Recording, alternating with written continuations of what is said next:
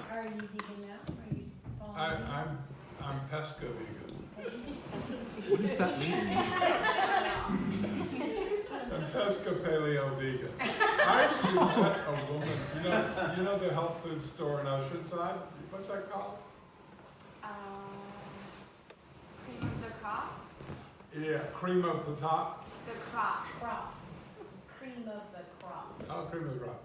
This is great health food store in Oceanside, and there was a woman there, and she said, I was buying those, those vegan wraps, the little wraps, and she said, oh, I love those too. And she said, are you vegan? And I said, well, I'm probably pesca vegan. And she said, well, I'm pesca paleo vegan. And I said, well, I am too.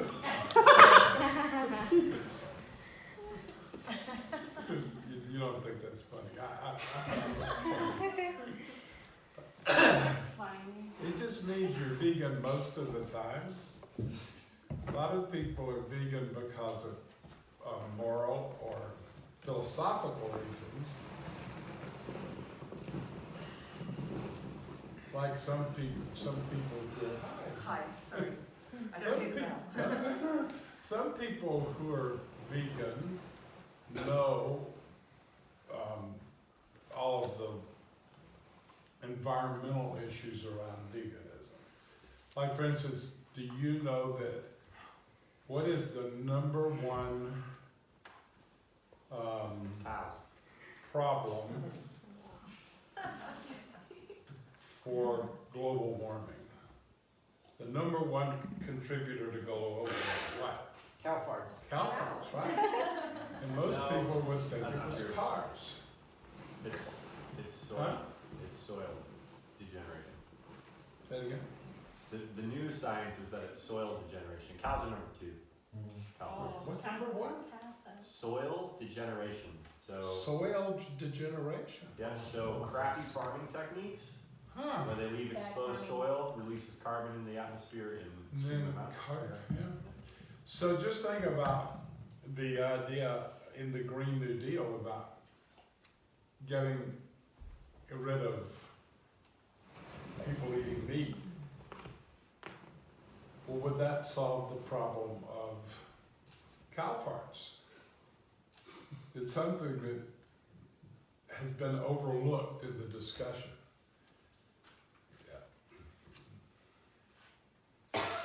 Now, what would people in India do who worship cows? But they have to stop worshiping their farts too. It's the holy foods.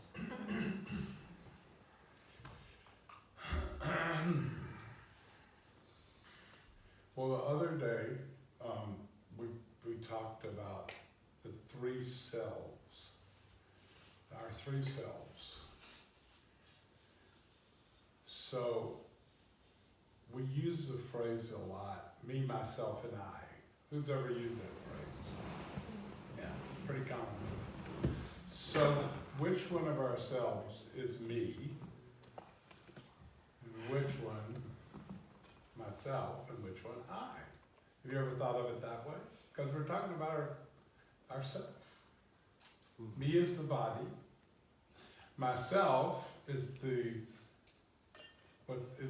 owner of the body, and I is the witness of the owner of the body generating the activity of the body. Because the body only moves through the will of the owner. And yet there is always the I, the observer of the owner's use of the body. So if you want to shift your consciousness to being fully awake, all you have to do is have a trigger in the day to stop yourself and ask, am I in the consciousness of me, myself, or I?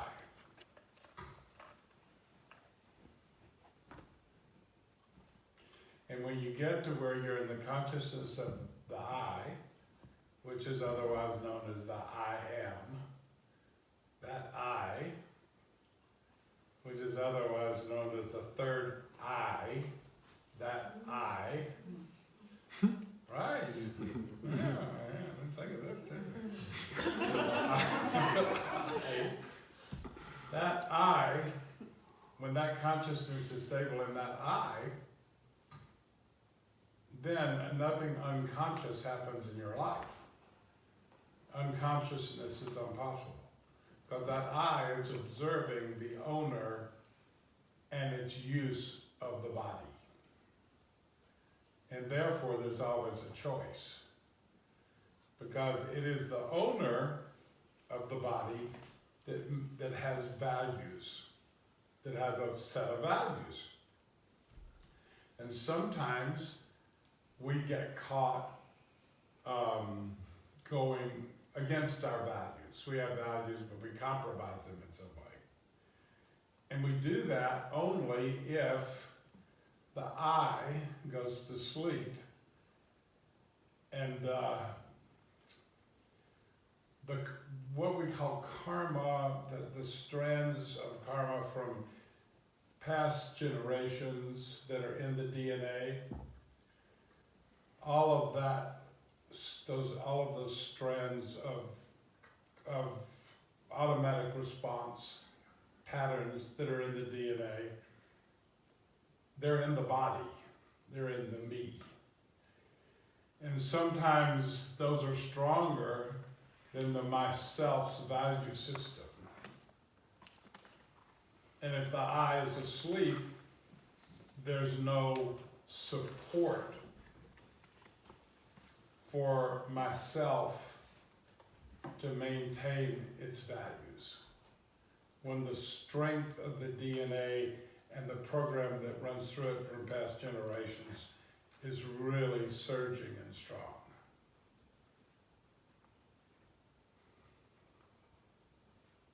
Can you see this clearly?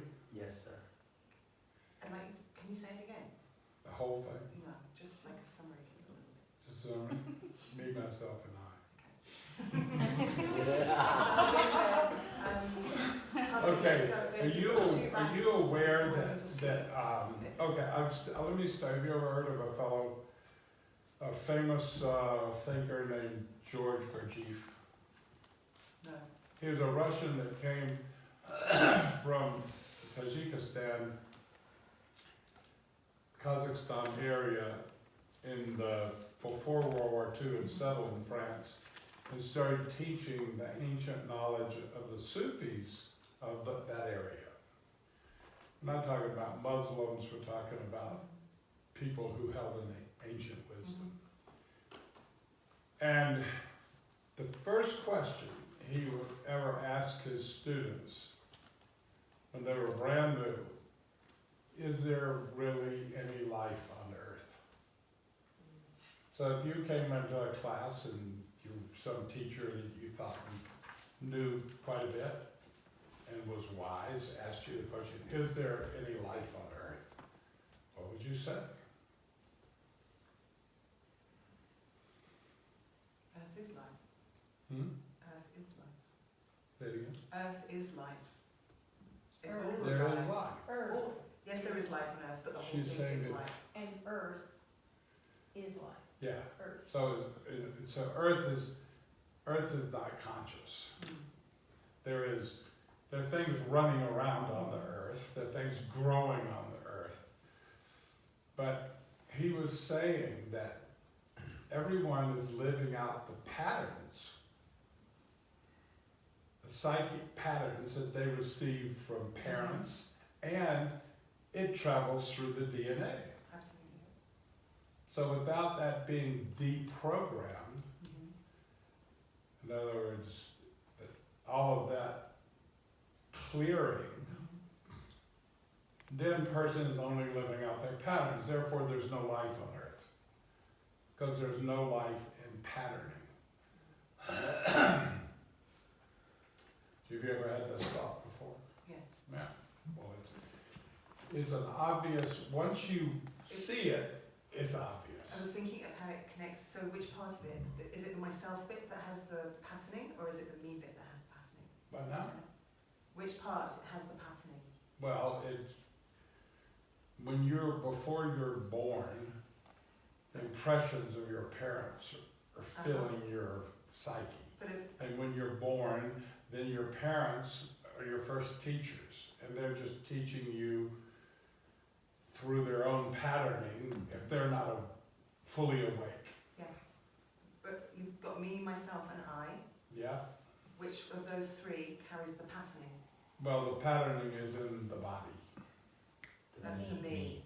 Me, yeah. Patterning is in the body. It runs through the DNA. Okay. It's like a crystal that is not clear. Have you ever have anything to do with crystals? Yes. You ever seen a crystal that wasn't clear? Yes. Have you ever gone through a ritual and a ceremony and used certain substances to clarify a crystal? Kinda. Well, Whether- who's done that before? And which of you know how to do that the best? Who has the most history with that? Jim or Sophia? Oh. Tell us tell us what you know about the most effective way to clear a crystal. So it goes from really cloudy to crystal clear. Well, for me, it's running it in a stream, like a clear body of water, or setting it out under the moon, but particularly like a full moon, I feel is like, And visually it becomes crystal clear. no, feeling. Like, Yeah. I feel it, You feel it's clear, yeah, but visually it doesn't become crystal clear. right. Who's been able to turn a crystal visually crystal clear? Wow, this is a very common thing. It's not something I do myself. I haven't worked with crystals, but I know people who work with crystals, and they get crystals that are cloudy, and they put them in solutions of salt and other things, and they become crystal clear. So you have a feeling that it's become clear. What about you, Mr. Aziz? I thought you were talking about a different crystal What? thing. I thought you were talking about something a little different. So Anybody else have a history with crystals besides Sophia?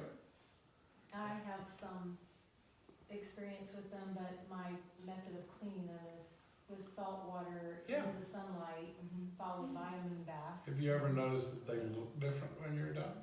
They seem clear, but I'm not sure if it's they get dusty and dirty too. So by the time they've gone through all that, of course they're going to Alright, be clean. well anyway. Yeah. I don't know if I'm getting rid of the clouds inside. It's Google it and Google image comparisons and everything, and you'll learn a lot about how crystals can become from cloudy to clear like a diamond. Okay. So the body is a crystal. Sure. That's the whole point. The body is a crystal, and it can become clear. And there's a process through which it can become clear, which is what we teach here. So, did that answer your question? So the body is what's not clear. Body is patterned. It's been transmitted from the parents, the culture, the religions, and the relatives. They say the mother is the first guru, and then the father and the close relative is the second guru, and then the culture is the third guru. Educational system and religion is the fourth guru, and if none of that works, and you're still cloudy, you're still programmed, you still aren't crystal clear and free, that's when someone who's already become clear can show you how to do that. That's part of the Yoga Sutras, the 5 gurus. Wow. So when you, let's say you have reached that state of I, and then you procreate, are you still transmitting? If you're stable in I all the time, you're not transmitting any patterning.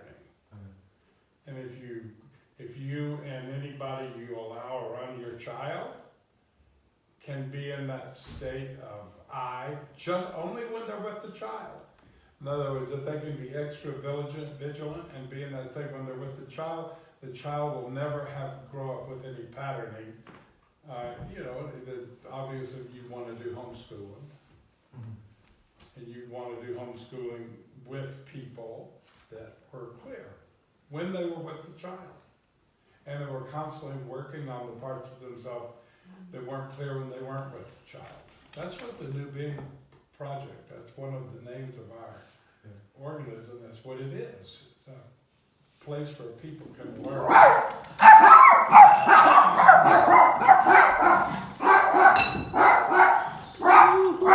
Now see, these are programmed creatures. They're a bunch of me's. They didn't intend to do that. They didn't intend to do that. Why are you killing the light? I don't want it to get knocked over. Say again? I don't want it to get knocked over. Alright. Good. Okay. You can't really kill the light.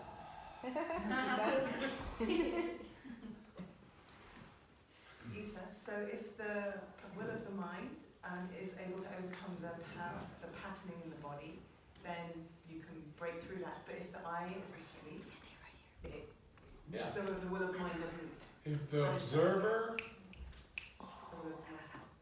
of the mind, the observer of the mind, there's the body, the mind, and then there's the witness of the mind. Yeah.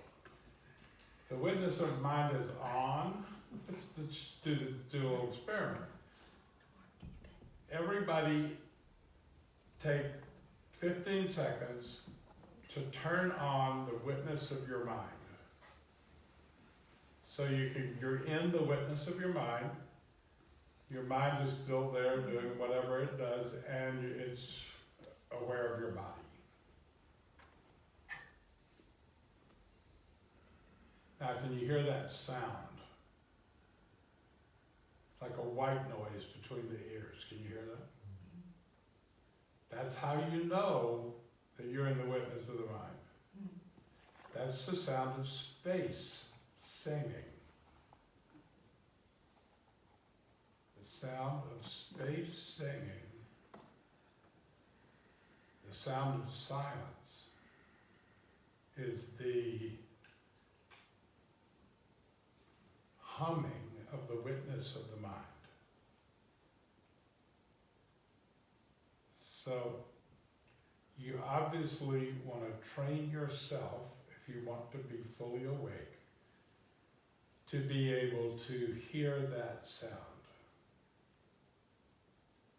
Because it's a very objective, in other words, this is a very precise and objective way of knowing. Am I awake? You can't be hearing that sound and not be awake.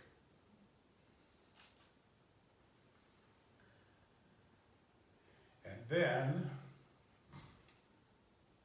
that's in the ancient languages, that's called the seed sound, the original sound, the unstruck melody.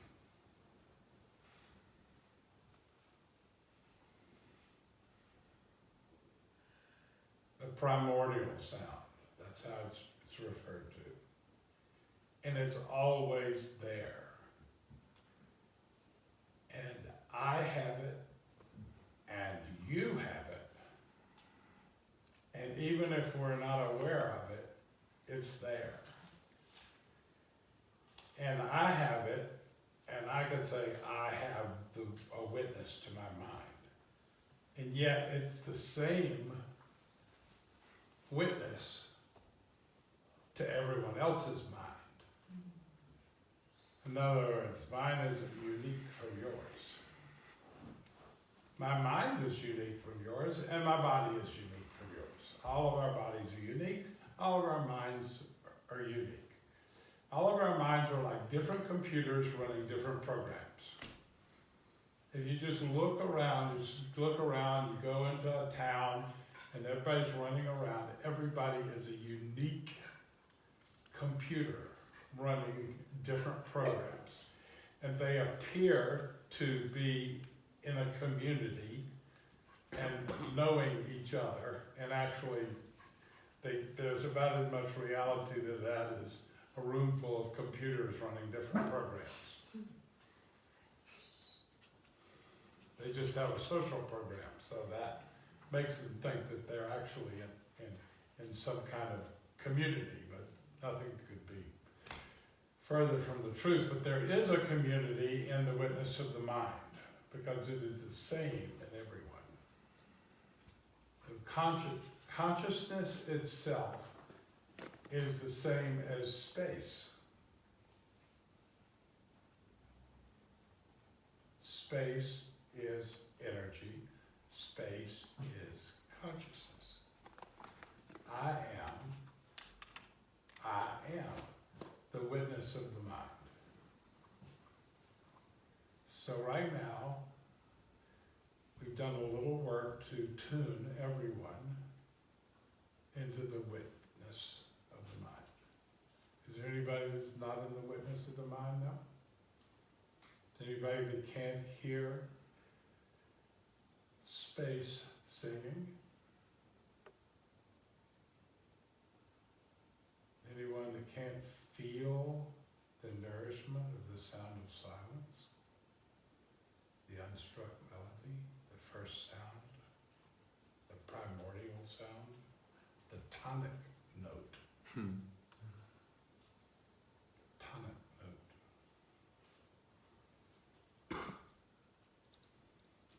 Okay, your job is to never leave this space. Don't get distracted. Because you'll want to get up and do things, and you talk to other computers. You know, that's called like, you have modems and you talk to other computers with your modems. You wirelessly. And yet, you always want to be in this state of the witness of the mind. And there you are.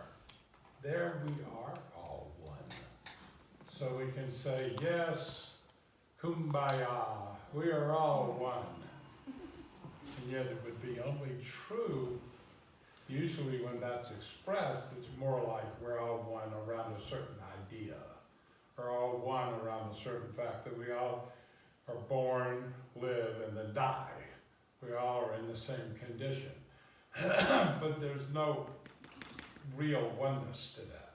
The only way in which we are all one is in the universal consciousness, which is us, which is the I. Can you hear that the more we're talking about this, the louder it's getting? Because we're calling it forth. We're saying, we acknowledge you. We acknowledge you. This is the one that the Sufis call our only friend. This is our only friend. This is our lover. This is the one with whom we have oneness. The one we always seek.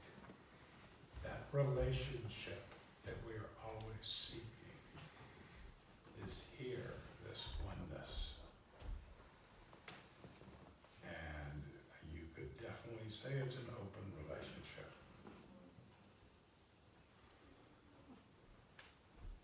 You could definitely say that the way we commune in this way is group sex.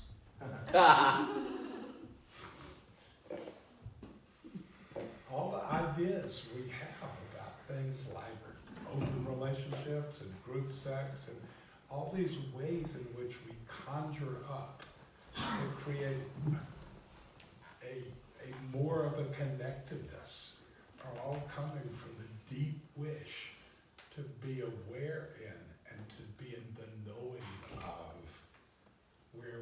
truly all one, which is in the universal consciousness that we all share, and out of which we all arise.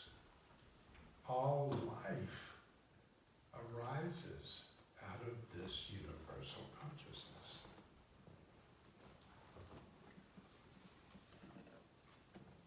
Can you feel the truth of this?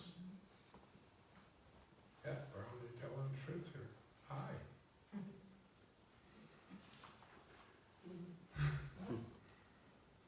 The dog likes you, baby. No? Okay. So, okay. Everybody want to take the pledge not to leave this state? Anybody want to? Let's say. Just raise your hand if you absolutely refuse to take the pledge to not leave the state. There's too many knots in there. What is that? Say it again.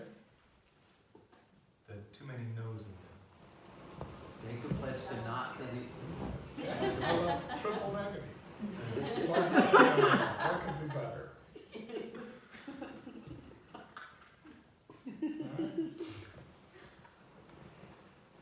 Okay, we're going to see if everybody's we're taking ourselves at our word. All right. Me, myself, and I. That's what I wanted to talk about today. Okay, me, myself, and I. Anybody else have anything they want to talk about? What do you want to talk about? You have lots of good things to say. I didn't know I would see you today. Even today. You didn't know you'd see you today or me today? Any of you, really. How did you happen to see us today? Well, this lovely woman, Tanya, and I have been corresponding. That's wonderful. What did you say? That we've been corresponding, Oh, I see. and I decided to come for a visit. Hey, is this something you would like to talk about?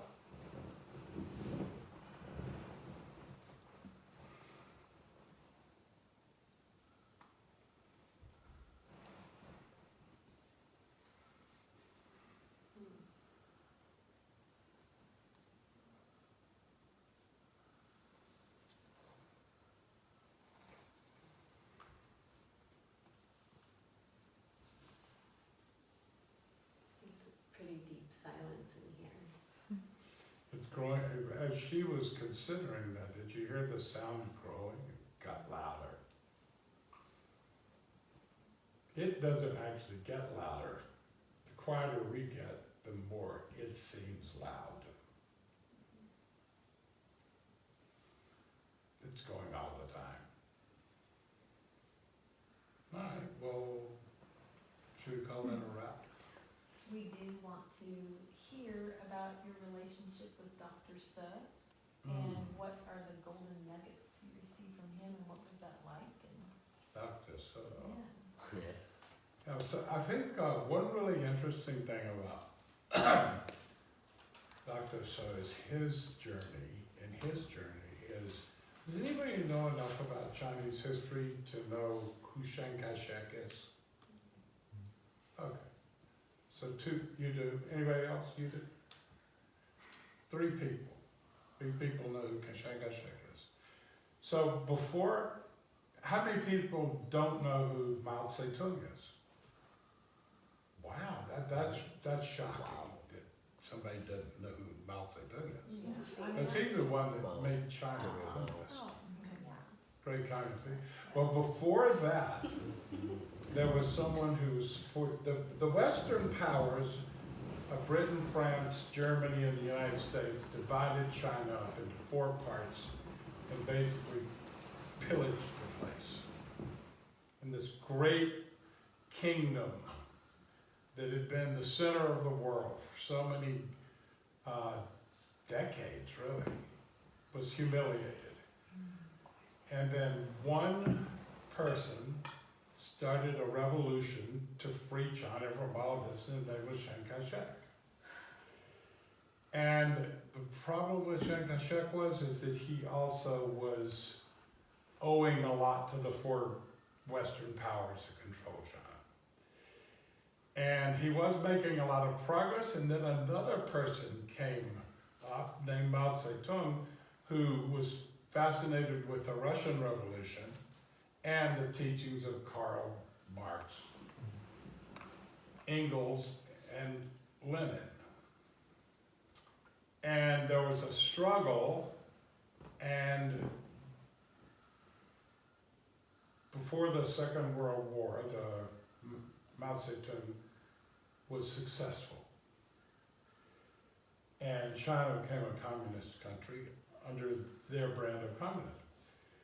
And Chiang Kai-shek and his people escaped to an island, which became a very important and wealthy country and a great ally of the United States. Anybody know what the name of that island is? It's Taiwan. Taiwan. And does anybody know what the name of it was when they first moved there? Formosa. Yeah. So I did my PhD work in China, international studies with China and comparative resolution. So I've always known a bit about this. So Dr. Suh, when he was a lad of about 17, he went over to China before Chiang Kai-shek. So China was controlled by these four powers, so there was just chaos. There was no law. So he could go wherever he wanted, and he just traveled around, and he went into the mountains where the Taoist sages lived. And he learned Taoism. He learned Tao Yoga. He became a Taoist student who ultimately became a Taoist master through practice, what he learned with the Taoist monks who lived in the mountains of China before Chiang Kai-shek. Do you have water there? Oh, I see, it's right over there. So, one day a friend of mine invited me to and he had met Sam Lewis, the person who developed Sufi dancing, and had made Sam Lewis both a Dharma master and a Zen master, because he was Korean and he became a Zen master himself, and he became a Dharma master, which is synonymous with a Taoist master. Because Zen is more focused on the Japanese version of Buddhist practice, whereas Taoism is universal and empty. It's the empty way. And so he called that initiation Dharma master, because Dharma is universal, not specific. So one day, I was studying in the Sufi community in 1973, and someone invited me to a retreat he was doing in the mountains just outside Half Moon Bay. And one morning, I was hearing this beautiful singing, and I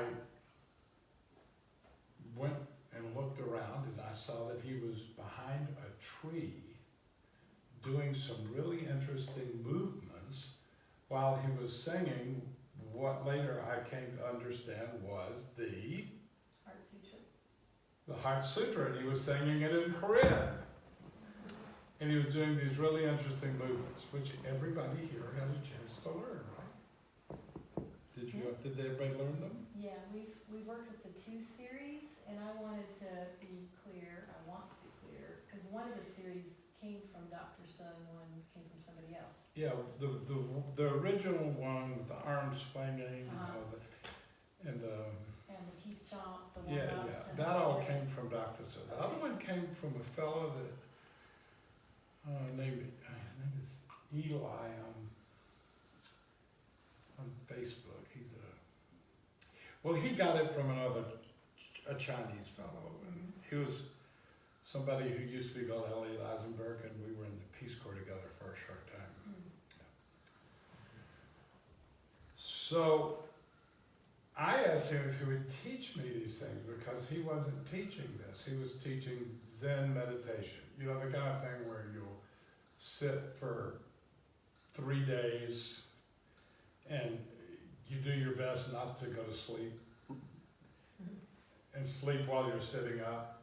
Not that many of us were very successful at that, but that's the idea, to do a week or 3 days of rounds and rounds of sitting and eating and pooping and sitting, eating and pooping without sleeping, which is the other part of human life, right? Sitting, eating, sleeping, pooping, eating, sleeping. And he said he would. So he came to our house in Boulder, Colorado, and he taught us these things. And I practiced them for 2 years and developed a functional mastery of them. Like everything that we teach here, I practiced myself for at least 2 years, or as long as I needed to practice until I developed a functional mastery of it. Every yoga has a unique seed in it that has a unique realization in it. And after a period of time, you practice it, and what's the only thing that practice can make? Perfect. After a while, you become aware. It's like a kernel of awareness opens like a flower from a practice that you do long enough. I see that knowing smile back there. And certainly happened to you with Baba Ra and the deep yoga practice. It turned you from like a bud into a flower.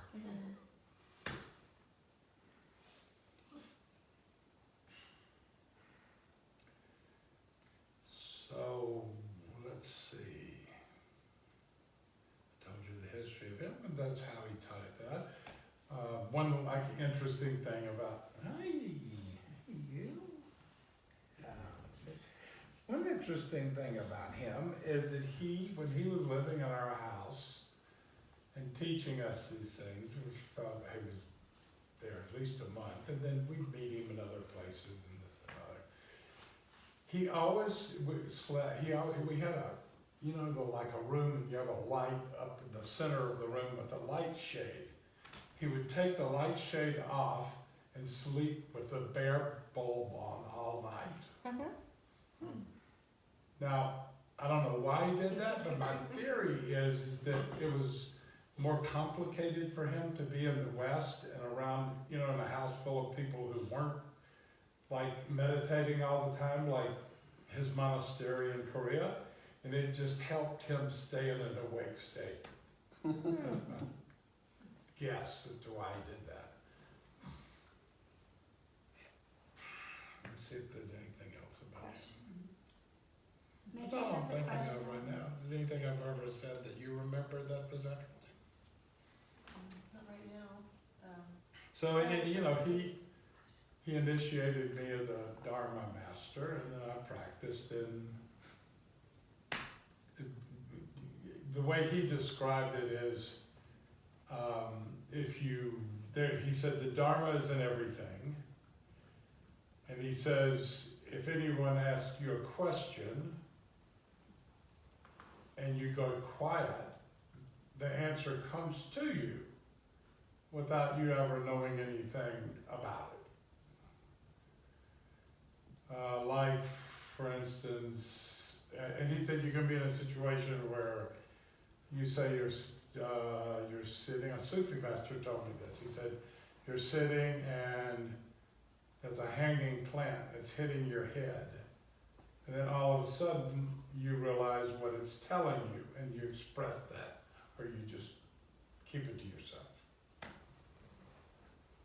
That's what Chonyong Bapsa, which is the name that the Dharma name of the Dharma Master is all about. It's like being in a space where space speaks to you through objects that you happen to encounter, either visually or physically or through hearing or through feeling, through the five senses.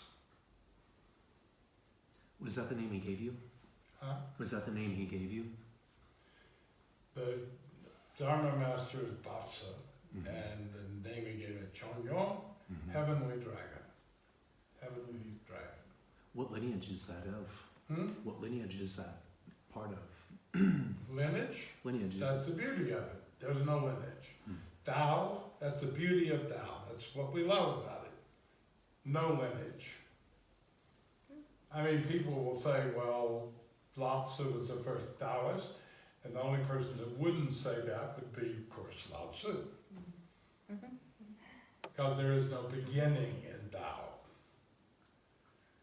If somebody will bring up my website, I'll read you the perfect description of Tao. Bring up my website on our T-Mobile pad. We got a T-Mobile pad. I have a question while he's doing that. Do you know approximately what year this was going on with you? And a pair of glasses. What? The year? What was What the year year? was I with him? 1973. So But there's yeah. the lineage there on that tall thing by Lao Tzu's picture.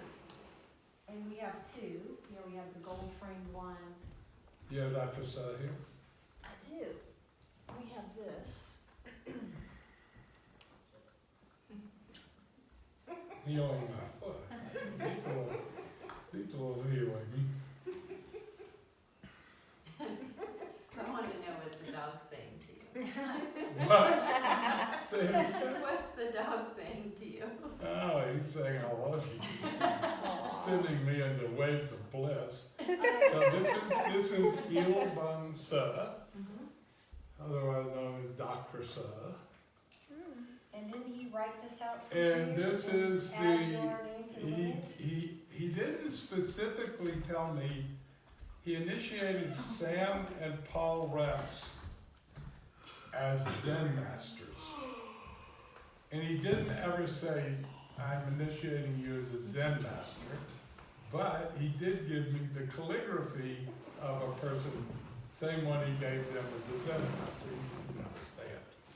This is a calligraphy of the lineage of Zen masters, starting with Gautama Buddha, and then through his primary students, and then everybody down to himself, Yoban Suh, and then me.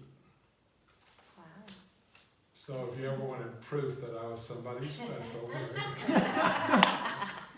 proof. You ever have doubts about how special I am? Signed and sealed. And then his name certificate is in the center under the gong. Say it again. Your name certificate is under the gong. I brought it out. It's here under the gong. Oh. Have y'all ever look at my website? Yes. You seen it I've lately? seen it. Not lately. Seen the updated version? Oh, really? Yeah.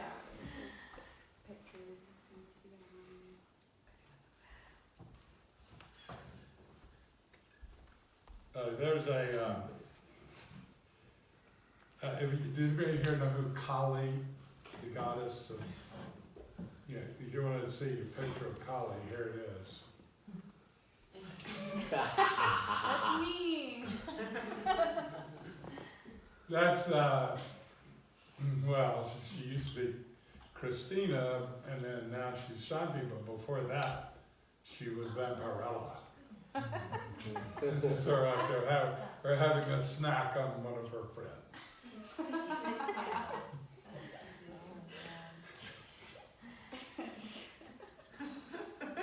It's love. She's healing it. She's healing kisses. Healing your skin. Oh, we went out. No, She's like, take that shit right off there. Oh, I see what's going on.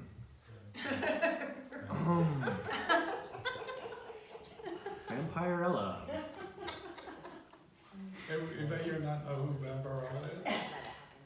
Well, a fictional character is on TV.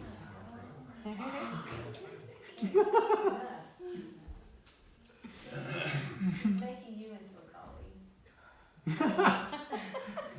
Lila is making you into a collie. She's licking off your scab. And did she make all that blood? Yes. Gonna go Lick ears the like scab off.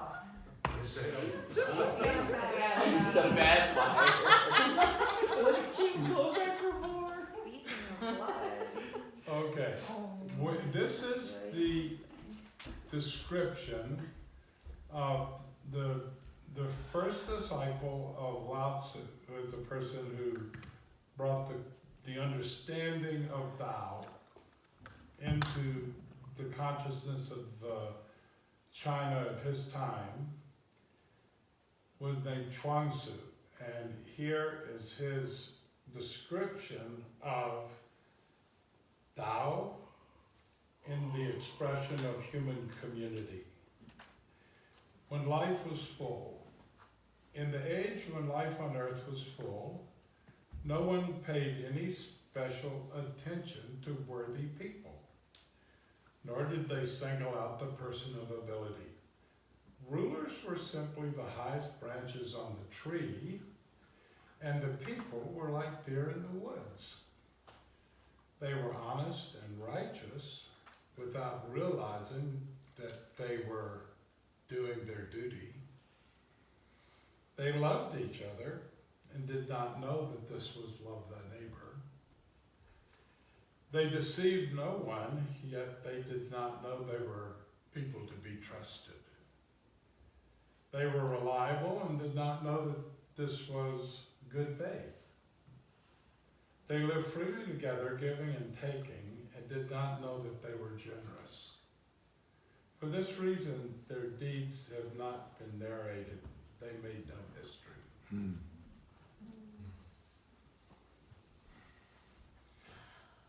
My vision for this community was expressed clearly to me through this poem of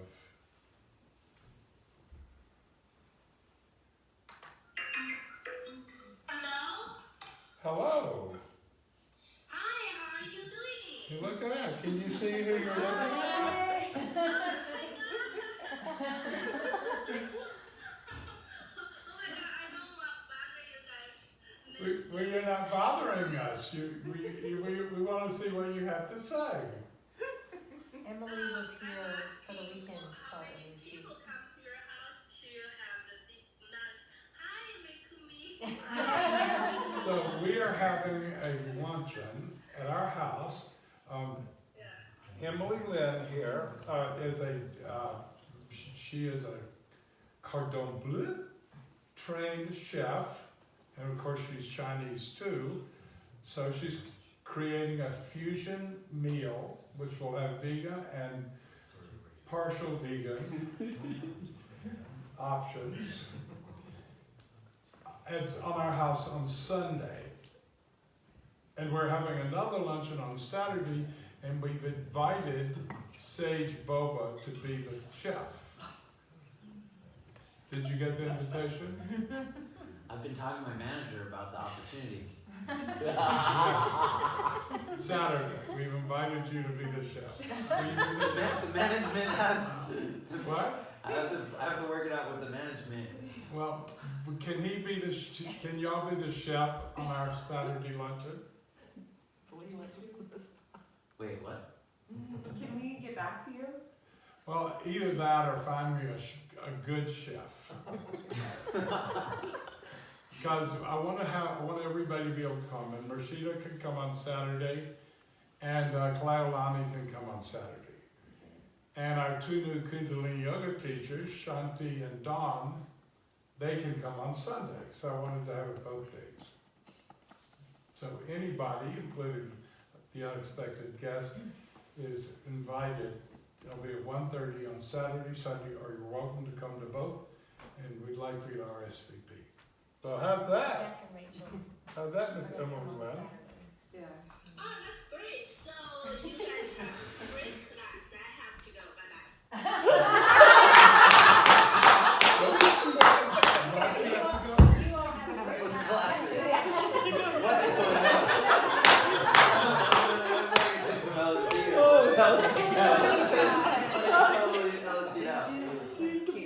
She's an efficient person. Yeah. Not mess around. Rudra Yoga. Oh, you are completely. So, I'm going to read you the other poem of Chuang Tzu that inspired me so much that I put it on my webpage. It's called When Knowledge Went North. Knowledge wandered north looking for Tao, over the dark sea and up the invisible mountain, and there on the mountain he met non-doing, the speechless one. He inquired, "Please inform me, sir, by what system of thought, by what technique of meditation can I apprehend Tao? By what renunciation or what solitary retirement can I rest in Tao? Where must I start? What road must I follow to reach Tao?" Such were his three questions, and non-doing, the speechless one, made no reply. Not only that, he did not even know how to reply. So knowledge swung south to the bright sea, climbed the luminous mountain called the Doubt's End. And there he met, act on impulse, the inspired prophet, and asked the same questions. "Ah," cried the inspired one, "I have the answers and I will reveal them." But just as he was about to tell everything, he forgot all that he had in his mind, and knowledge got no reply. So knowledge went at last to the palace of the Emperor Di, and asked his questions of Di. Di replied, "To exercise no thought and follow no way of meditation is the first step toward understanding Tao. To dwell nowhere and rest in nothing is the first step toward resting in Tao. To start from nowhere and to follow no road is the first step toward attaining Tao." Knowledge replied, "You know this, and now I know it. But the other two, they did not know it. What about that? Who is right?" He replied, "Only non-doing, the speechless one, was perfectly right. He did not know. Act on impulse, inspired prophet, only seemed right because he had forgotten. As for us, we come nowhere near being right, since we have all the answers. For he who knows does not speak, and he who speaks does not know." And that's a quote from his teacher, his master, Lao Tzu. "And the wise man gives instruction without the use of speech." The story got back to Act on Impulse, who agreed with Dee's way of putting it. It's not reported that non-doing ever heard of the matter or made any comment.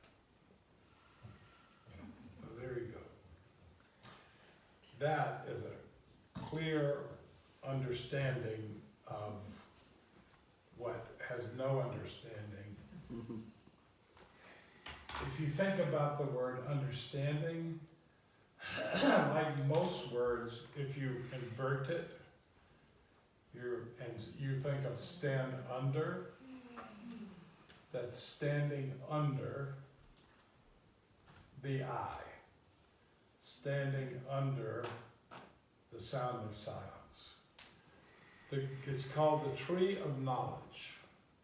The tree of knowledge is that tree that is above us and around us, that holds all knowledge without expression and silence.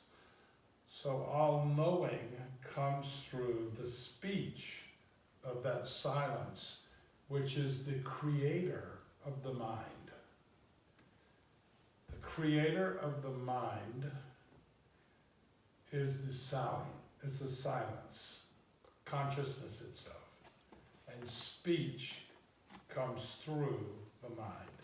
So first there is vibration, and that's the tonic note, the universal frequency, that sound of silence. And then a ripple occurs, and then that becomes a sound. The beginning was the word, the sound. The first sound in an individuation, which defines a creature who has self-awareness. And as far as we know, on this planet, this time, only these kinds of creatures in this room have self-awareness. And then out of this sound that is universal comes the individual sound, which creates the existence of the mind, which makes these physical creatures individuated. And out of that comes thoughts. And thoughts gain speed through emotion or feeling. And that speed expresses itself as action. And so when the mind is stable in the primordial sound or consciousness itself, the actions that occur always are filtered through the value system of the mind. So if a person has worked with themselves to develop values, what they want to be, how they want to live, and they are in the stability of the universal consciousness or the sound of silence, which we can all hear right now. We're all in the unitary field right now. We have all have our own unique individual value systems. And when thoughts become motion, and motion becomes expression and action, our actions always are in alignment with our values. And if our minds have not become clear, since the bodies are just crystals, then the actions that occur will occur through the programming that occurred before we were conscious. When we were teaching these courses in the early days to groups of people who came through this project, we did call the loft. We had people, and they, people who had not done any work at all, but everybody had a universal system of knowledge that they had gotten through the first 3 Star Wars films. Pretty much in the first 3 Star Wars films, you have all the knowledge you would ever need for a path, to understand the path. So, I would always ask the question, once you reach the pace in your life where you realize you could say no to programming or to mental conditioning of what's right and wrong, and should and ought, that's coming from the big people, the culture, the religions, family, anybody, all the big people that were around you. Once you realize that you had a choice and you could say no or yes, and then you look back on everything that you had programmed into you. You did an inventory and went through everything that was ever programmed into you. What % would you keep? And the answers were fairly interesting and fairly predictable.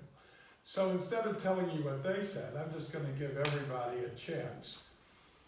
I want you to tell me a percentage, but don't say it right now. I'm going to clap my hands, and then I want everybody to say their percentage at the same time of what you would keep once you, to the extent you have evaluated yourself about what came into you before you knew you had a choice, what percent, I'm gonna say what percent you would keep even though you might have already gotten rid of some of it.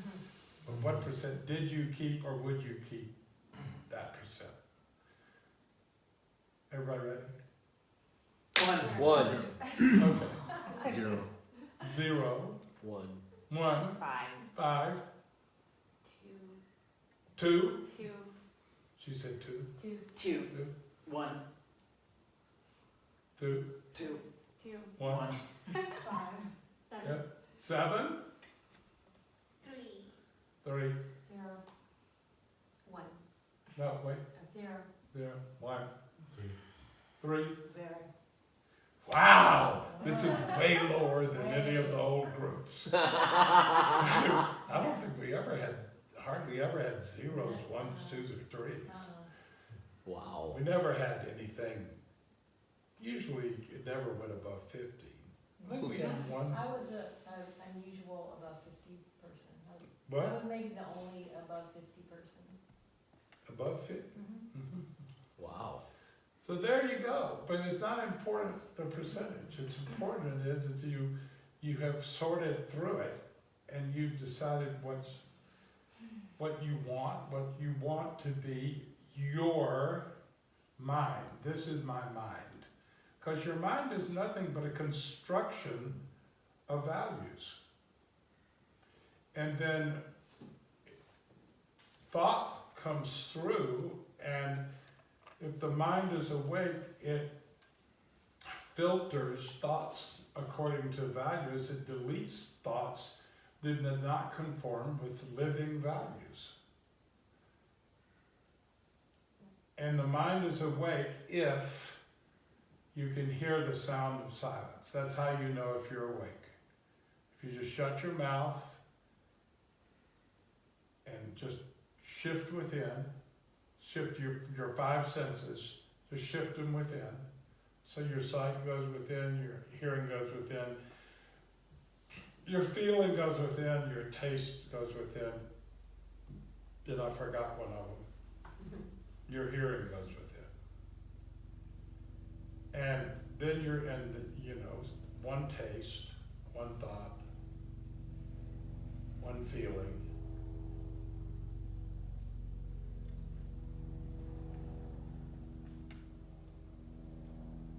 There's somebody farts, if you don't shift into that's a good smell or a bad smell, you know you're still within. The one smell. It's just, that's a smell. You're not programmed to think certain smells are good or bad. Oh, it's a smell. Somebody plays the Grateful Dead and you're not on drugs. And you think, oh, that's not a bad sound. That's the Grateful Dead joke, the joke. Yeah. Grateful Dead. Some people had gone to many Grateful Dead concerts on drugs, and it was their favorite music. One time they went and both of them thought the other one brought the drugs, and neither of them had the drugs. And so they said, they thought about leaving the concert and going and get their drugs. And I said, I will stay. I said, we love the music. And after spending some time there, they thought, this is the worst music I've ever heard.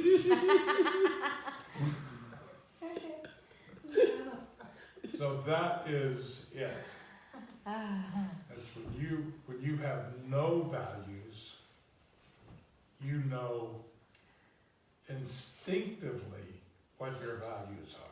When you are in the one sound, you know instinctually what is your value without having a list of values. You can make a list of values, but when you're in the one feeling, the one smell, the one consciousness, which is everything of the 5 senses turned within, in any moment, you know what is your right or wrong. without calling it right and wrong. A lot of people say, follow your heart, and it's something that can definitely not make any sense if it's meaning follow your emotions. But if it means follow your feeling, when your senses are turned within, then that is the heart of space, and that is your true heart, and it will always lead you in the direction that is furthering to the being you want to be and the life you want to be, the one you led after you leave, what you leave behind. You feel it just got louder? It's getting louder. That's the thing about truth. Truth makes it louder because it is truth. That's what Sat, Chit, and Ananda are. Sat is truth. Chit is awareness. And Ananda is love, being in love. The being in love. Love is a state of being in love, Ananda. Chit, awareness. Sat, truth. Awareness of truth. In the feeling of the awareness of truth. Sat, Chit, Ananda. Doesn't matter. You just got happier too. We call it forth. So now you're all masters of yoga. When you're in this space, you're a master of yoga. What does yoga mean? Union. What does marriage mean? Union. Right? The marriage of the finite and the infinite.